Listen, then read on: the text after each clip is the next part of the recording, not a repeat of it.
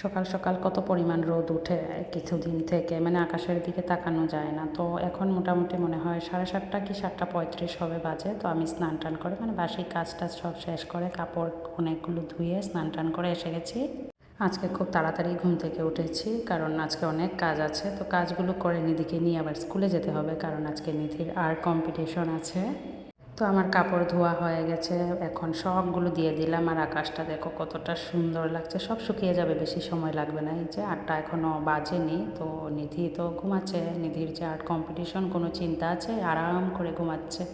তো যাই হোক, নিধিকে এখন উঠিয়ে নিয়ে আসলাম ব্রাশ করাতে। তো আমিও ব্রাশ করিনি। তো নিধি আমার সাথে ব্রাশ করতে খুবই পছন্দ করে, আমাকে দেখে দেখে ব্রাশ করবে প্রায় সময় বলে। তো আজকে আমি এমনিতেও ভুলে গেছিলাম ব্রাশ করতে, তার জন্য নিধির সাথে একসাথেই মামিয়ে মিলিয়ে ব্রাশ করে নিলাম। তারপরে এই যে তাড়াতাড়ি করে রুটি বানাতে হচ্ছে, চা করে নিলাম, কারণ নিধির বাবা যাবে একটু সকাল সকাল, আর 8:30টার মধ্যেই বেরোবে। 8টা 20-এই বেরিয়ে গেছে। তো এর আগে রুটি চা করে নিধির বাবাকে দিয়ে দিয়েছি, টিফিন রেডি করে দিয়ে দিয়েছি। তো আমাদের রুটি বানানো এখনও বাকি আছে, তো বাকিগুলো আমি পরে বানাবো। আগে নিধির বাবার যেগুলো দরকার ছিল সেগুলো দিয়ে তারপর এগুলো বানিয়েছি। তো এর মধ্যে দেখি সাপ্লাইয়ের জল এসেছে। তো সাপ্লাইয়ের পয়েন্ট এতদিন ছিল না, তো কিছুদিন হয়েছে সাপ্লাইয়ের পয়েন্ট এসেছে।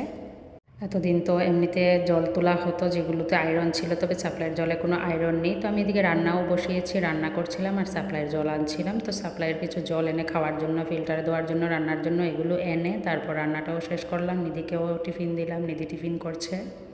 আর আমি এদিকে রান্না করতে করতেই খেয়ে নেবো, ভাবছি কী করব, সময় নেই, রান্না করতে করতেই খেতে হবে। তো এদিকে তরকারি দেখতে দেখতে আমার চা হয়ে গেছে পুরো ঠান্ডা। তো ঠান্ডা চা দিয়ে রুটি খেয়ে নিলাম, কিছু করার নেই। তারপর তো নিধিকে রেডি করিয়ে নিজেও রেডি হয়ে গেলাম। তবে আজকে গতকালকেই মেসেজ করেছিল আজকে স্পোর্টস ড্রেস পরে যাওয়ার জন্য। স্পোর্টস ড্রেসটা গতকালকে ধুয়ে দিয়েছিলাম। যাই হোক, গতকালকে একটু হালকা বৃষ্টিও ছিল, তো যাই হোক ফ্যানের নিচে নিয়ে শুকিয়ে নিয়েছি।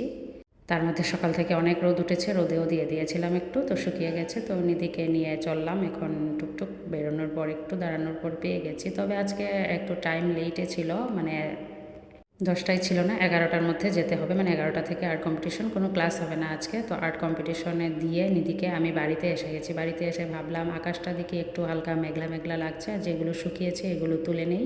তো শুকনা কাপড়গুলো উঠিয়ে তারপর বাকি যেগুলো হালকা হালকা ভিজা ছিল সেগুলো রেখে তো একটু রওনা দিলাম দোকান খুলবো, কারণ আজকে তো দোকান খোলা হয়নি। নিধির বাবা সকাল থেকেই একটা কাজে চলে গেছে।